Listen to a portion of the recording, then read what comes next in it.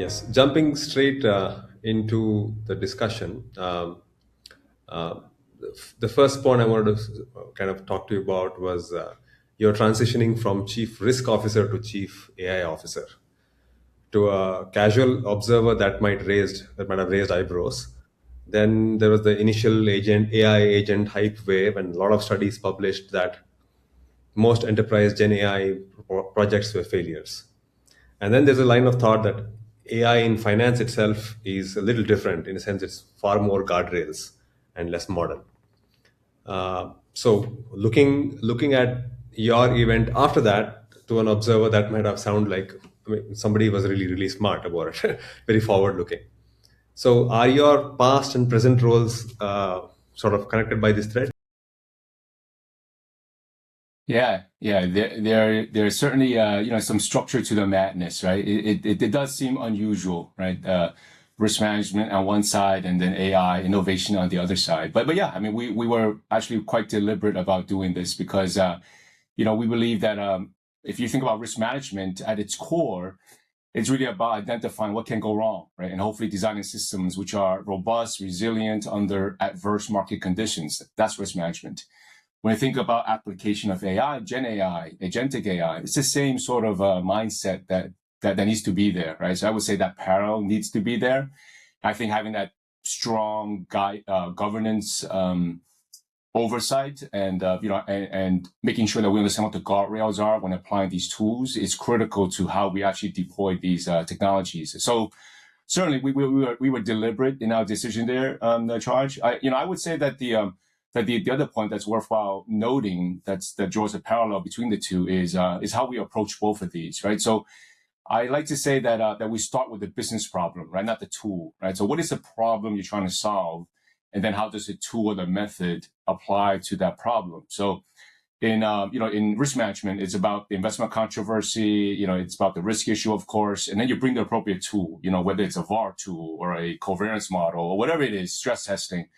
Same thing on the AI, agentic AI side, I'm sure, as you know, right? You can't just have a tool that says, hey, look how great this tool is, right? Well, what does it do? Does it actually solve a problem in our space? And I think that's critical. I think this is very interesting sort of juncture for as a takeaway for founders who might be listening to this recording later on.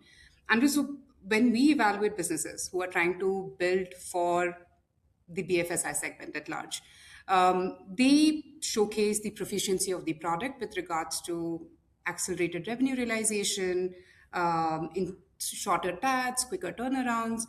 Um, Taking from what you just shared with Natraj, do you think understanding enterprise guardrails, the risk mitigation, should they be a forward thought rather than an afterthought? Is that what the founders' sort of insight is? I think we all want to make more money, and we all want to lower our costs, right? I mean, theoretically, that's all true. But we still want to get there in a way that makes sense for our organizations, right? And to the Charger's point, certainly finance is a regulated industry, and you want to make sure that that you satisfy all those regulations and expectations, right? So that's definitely important.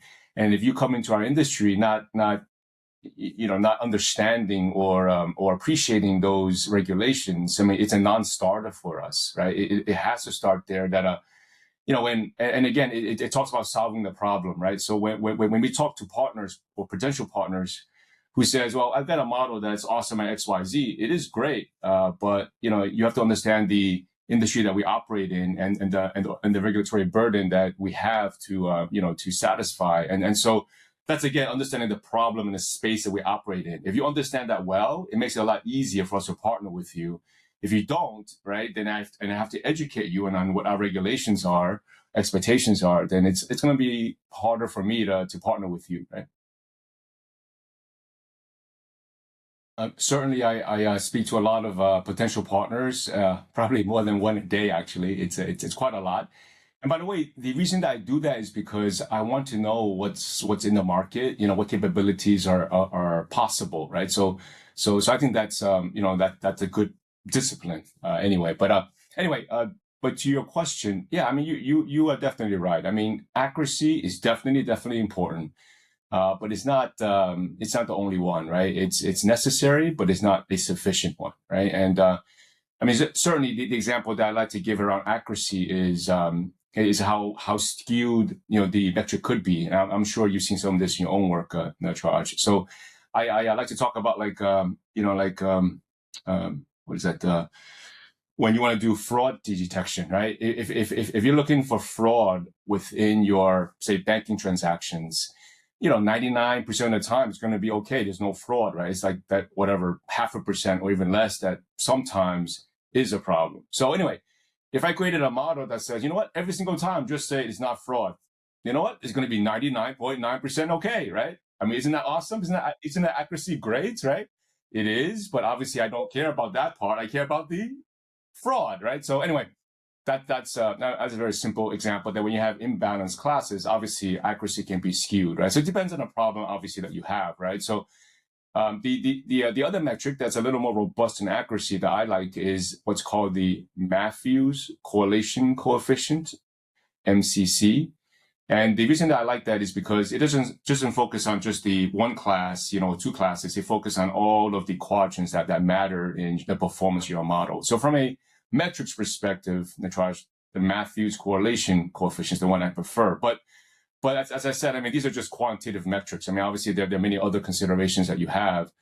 The very first one that I care a lot about is workflow integration. I mean, our organization's been in business for like 60 some odd years or so, which basically means that our teams have a set way of doing things, for better or for worse, right? We run the business the way we do, right? So if someone comes in and says, well, Andrew, I have this great tool that sits over here, that may be okay, but if my team's working over here, well, what does that mean? The team's going to be doing this and they got to come over here and then come back. You know what? In real life, it doesn't really happen. I mean, we're just not going to use your tool as much because I'm living over here, right? So I think workflow integration is a big deal, and I would encourage founders to think about that. Like, how does this integrate into the workflow within the organization? Let's say, and again, I come back to domain expertise, right? It's not just understanding what the issues are, but also like, well, what's the regular workflow that this organization would have, and how to integrate this tool within that workflow? Because if it's outside of it, it's not going to work, right? So I would say workflow integration is a huge deal. The other one that I care a lot about is explainability. And I think this is where founders can really make an impact. If I think about tools like, ChatGPT, Claude, they're fantastic, of course. But then what they try to do is really get you like a good response, right? Whether it's you're trying to summarize something, extract stuff, or have a question, they're really good at that. But what I really feel like they need help in, or where I think they need to improve, is the ecosystem around those answers, responses, that helps us trust the models more, right? Why did you say answer is X, right? Of course, there's chain of thought. You can see the prompt and how they went about it. Of course, there's that I think helps. But I think in our industry, we need more than that. We need what I would call scaffolding infrastructure around that helps us understand a decision, explain the decision, and then therefore have confidence in the decision. And so that again gets back to my workflow one, right? That if you as a founder are able to create that scaffolding around these tools to help me in finance understand how you came to that decision, fraud, investment decision, doesn't really matter. It gives me a lot more confidence, right? So that's the other area where I would ask you to focus on, that those are the metrics that I would care about. It's a good point. I mean, in theory, we should all have that data problem that I just described, right? But if someone came to me and said, look, I have this generic tool that puts all your data together, again, it's not compelling to me. You have to solve the specific problem that I have. You might be like, hey, Andrew, all your client data is in 5 different places, right? If you have all your client data in one place, here's what you can potentially do, right? You can obviously service your clients better, you can engage with them better, but you can also hopefully find prospects a little more easily, right? And cross-sell, let's say, right? So those are the problems that I have, right? The problem is not that I have a lot of data, right? The problems I have I'm trying to increase revenue, I'm trying to cut costs, right? So again, focusing on those problems. But I think in terms of white space, yeah, I mean, it is a challenge. In an ideal world, if you are a startup, it would be nice if you had some co-founders who have been in our space. I think that would help a lot, right? Because that instantly gives the the founder's credibility. I've solved fraud detection before in finance. I've solved investment problems in finance. So it's a little easier to connect that way, right? So I would say that's the first point. There are some things that organizations like ours are less willing to give up. Obviously, that's our IP, right? So in my world, it's, well, how do we build models? How do we how do we make investment decisions? How do we construct portfolios? We consider that to be part of our IP. How do we make judgment, right? So we're probably less willing to just give that up easily, right? So I probably wouldn't start there. I wouldn't say, well, I can help you, create investment signals faster, better, maybe, right? But, it's harder for me to just give that up immediately, right? So I need to have that trust and confidence. So I personally, I would not start there. I would go into my workflow integration point. That's where I may start, right? So how do we make the investment decision? What does our investment process look like? And then can I give you tools to simplify that, or to give you insights faster using your existing, insight, alpha generation types of tools and platforms, right? So I would say workflow integration, is a challenge that we all have. And across our industry, we have very similar decision-making frameworks, right? So are there ways to help that? And I think agentic AI has huge potential there, right? When you think about our business in terms of how we first get data, how we then do our research and then how we synthesize that, how we then construct portfolios and translate into trades. I mean, those are, fairly well-known, steps in the investment process, right? Are you able to bring something that helps simplify that for me, or makes it more effective, right? I talk a lot about breadth and depth in our industry as ways to break in. So breadth, right? So I may be, I may be a great investment manager and I do like a lot of in-depth research, but when I do that, I only can cover like 10, 20, 50 names or something like that. So these tools can potentially give me breadth. I no longer need to cover 20, 30 companies. I can now cover 60, 70 maybe, using the same insights I had before, right? You're using agents to help me expand the breadth, right?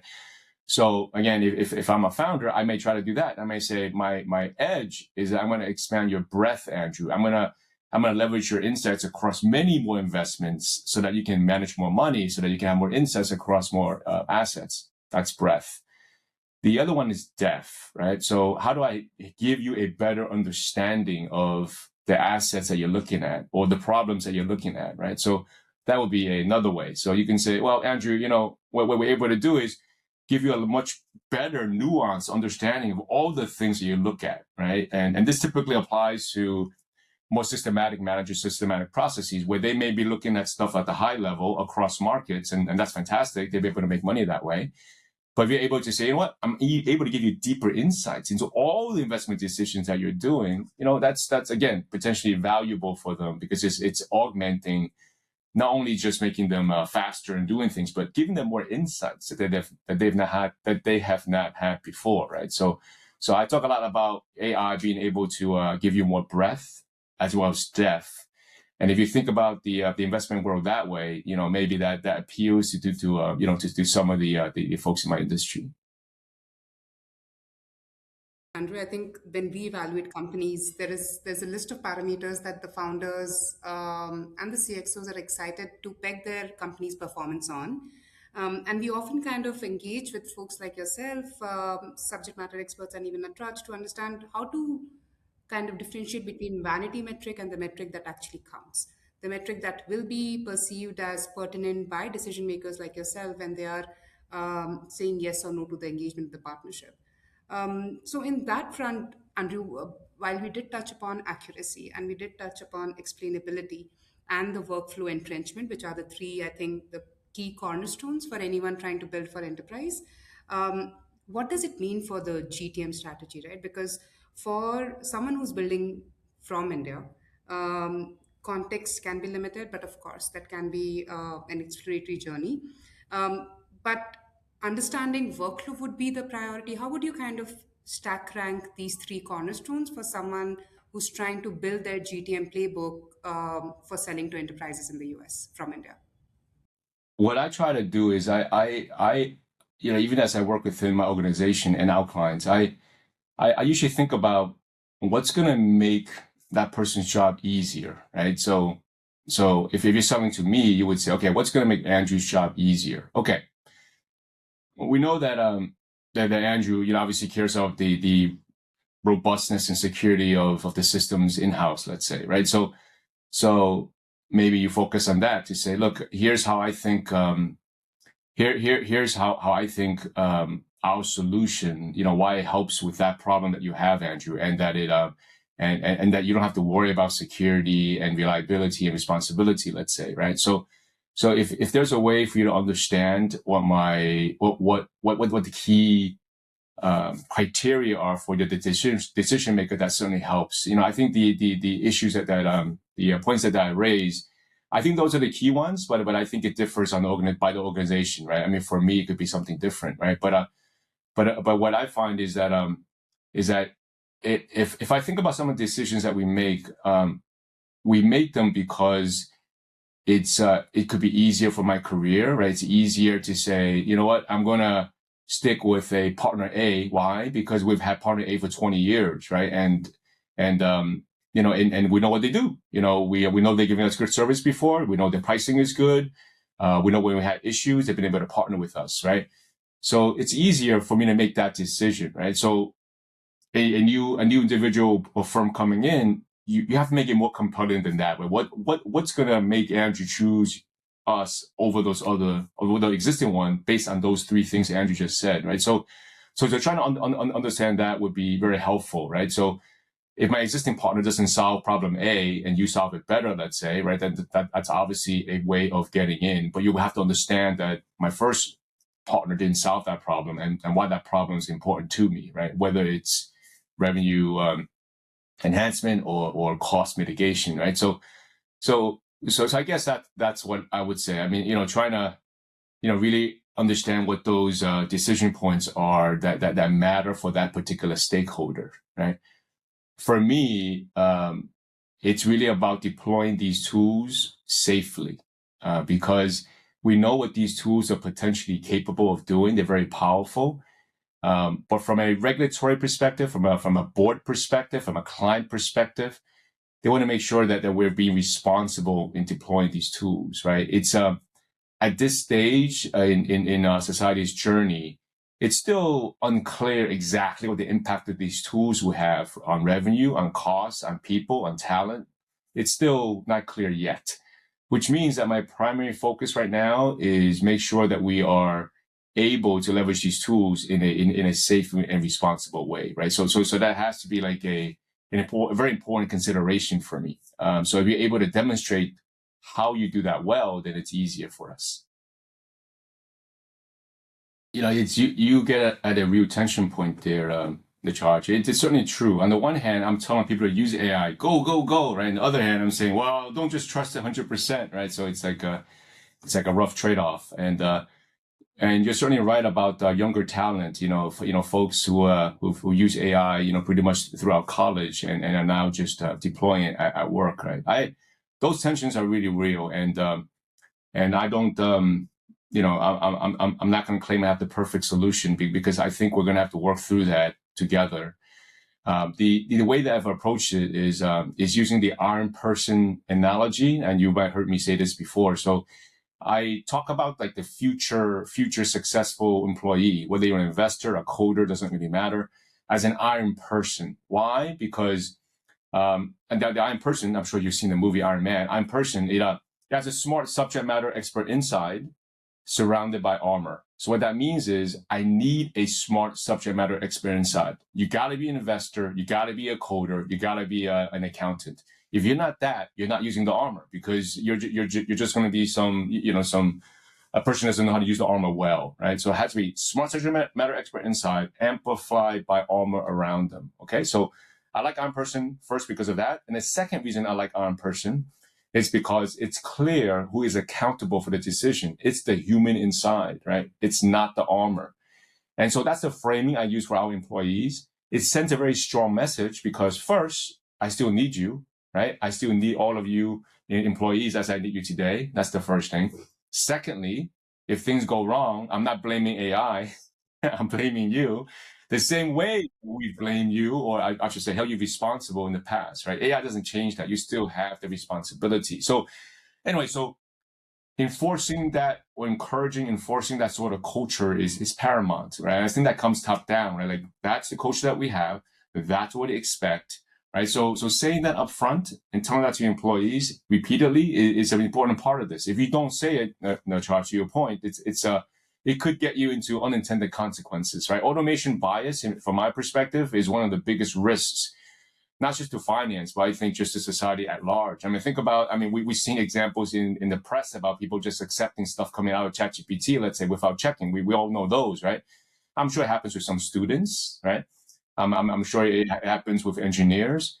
And then when that happens, I guess what I think about is I would say, even before AI, we've always had lazy people, right? We've always had students who cheated. We always had coders who may not have, done all the work that they should have done.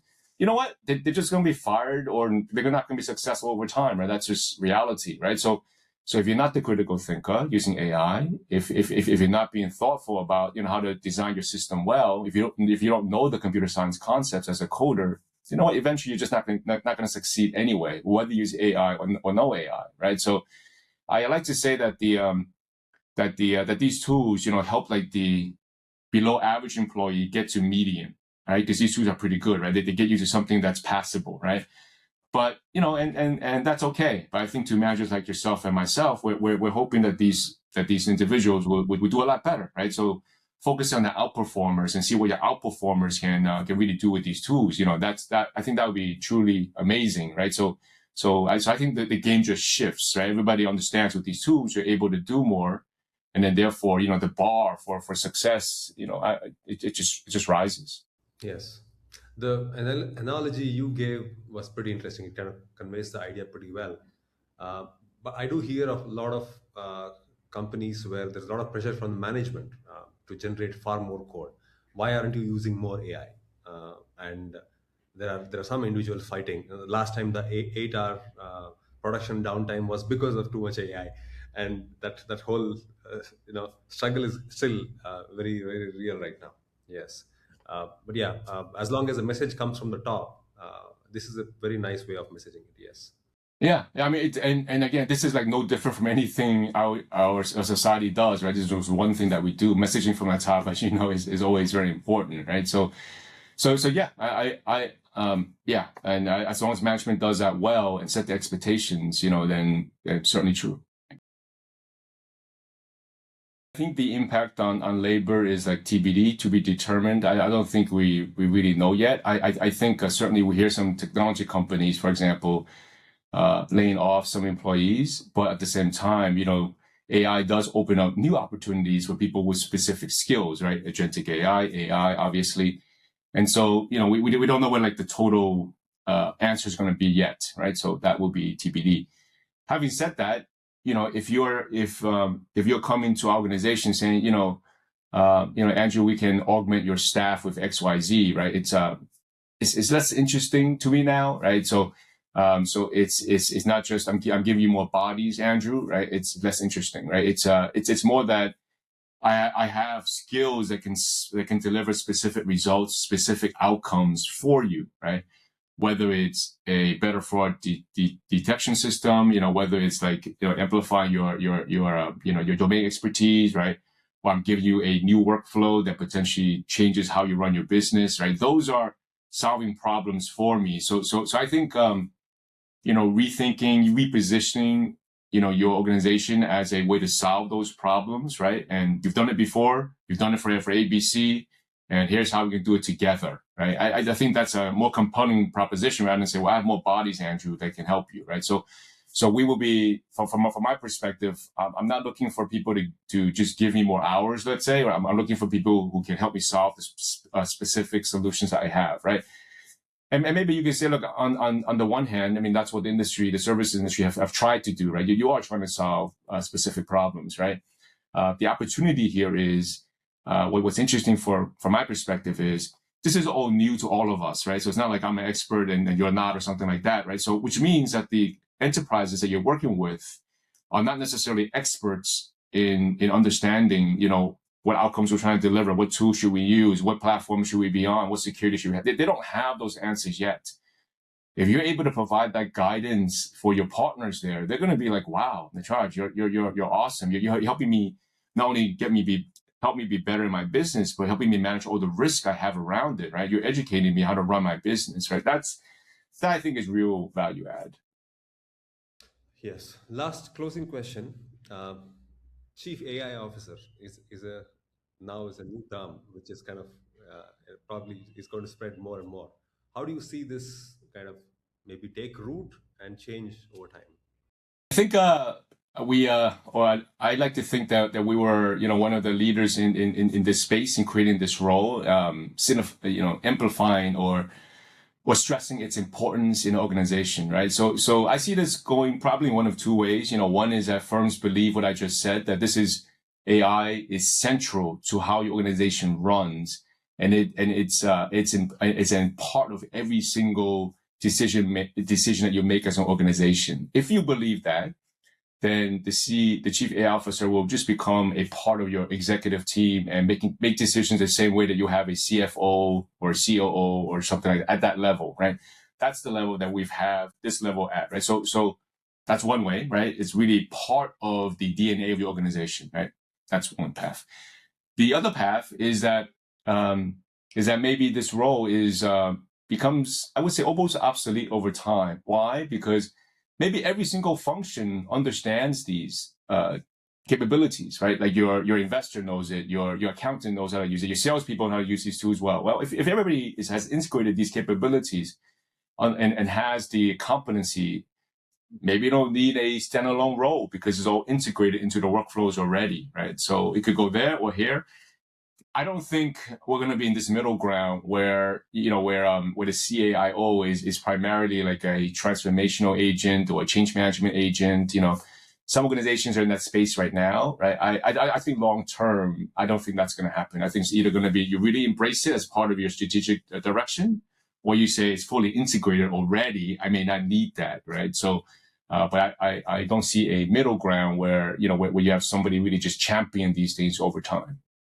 I've also heard some scenarios where the CIOs or the AI heads are having to battle these things in the departments where people are into vibe coding and everybody with ideas inside the company are building up stuff, and sometimes they want to expose it to the customers or expose it to the outside world because they're so kind of thrilled about it.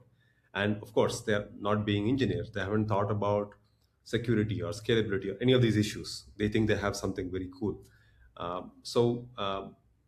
Probably the AI officer has a role here, directly or indirectly, to even manage this so that it doesn't go break something.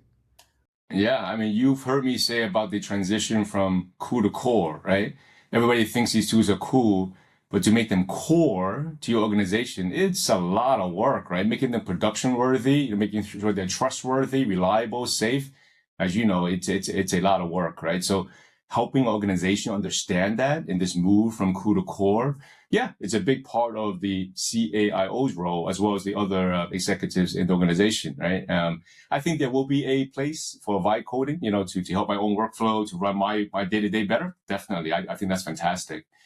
I think when you look to production systems, stuff that your clients see or large money flows through, right? You want to make sure it's robust, right? So there probably will be a whole series of things you want to do to ensure that some of the code generated by AI is production worthy and is at the same level of quality that you always have your code, right? So I think there'll be some part there.